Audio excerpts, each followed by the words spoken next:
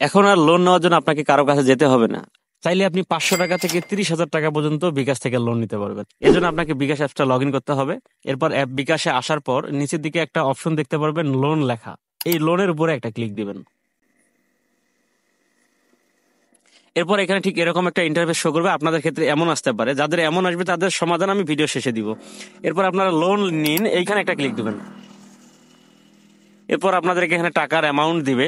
যারা যে পরিমাণ লেনদেন বিকাশের সাথে করবেন তার উপরে ভিত্তি করে এখানে টাকাটা দিবে। তো আমার এখানে 1,000 দেখাচ্ছে, আপনাদের ক্ষেত্রে 5,000, 10,000, 20,000 অথবা 30,000ও দিতে পারে। তো আপনারা যত টাকা নিতে চান সেটা এখানে লিখবেন, তারপর নিচের দিকে ক্লিক দিবেন।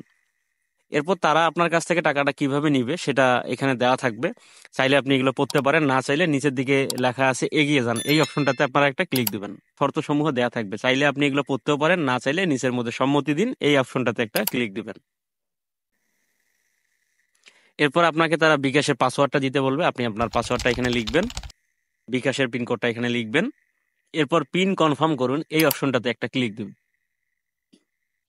এরপর নিচের দিকে লোন করতে ট্যাপ করে ধরে রাখুন, এইখানে আপনারা চাপ দিয়ে ধরে থাকবেন। তারপরে দেখেন ম্যাজিকটা, উপরে দেখেন টাকাটা আমাকে তারা সত্যি সত্যি দিয়ে দিল। দেখেন এই যে মেসেজ চলে আসলো। এইভাবে চাইলে আপনারা যে কোনো সময় ঘরে বসে থেকে লোন নিতে পারবেন। আর যাদের এইরকম আসবে তো তারা হচ্ছে বিকাশের সাথে নিয়মিত লেনদেন করুন, বিকাশে সেন্ড মানি, ক্যাশ আউট এগুলো করুন। এছাড়া আপনাদের যদি কেওয়াইসি করা না থাকে, ভেরিফিকেশন করা, অবশ্যই সেটা করে নেবেন। আশা করছি তারাও লোন পেয়ে যাবেন। তো ছোট্ট এই ভিডিওটা ভালো লেগে থাকলে অবশ্যই চ্যানেলটি সাবস্ক্রাইব করবেন। ভালো থাকবেন।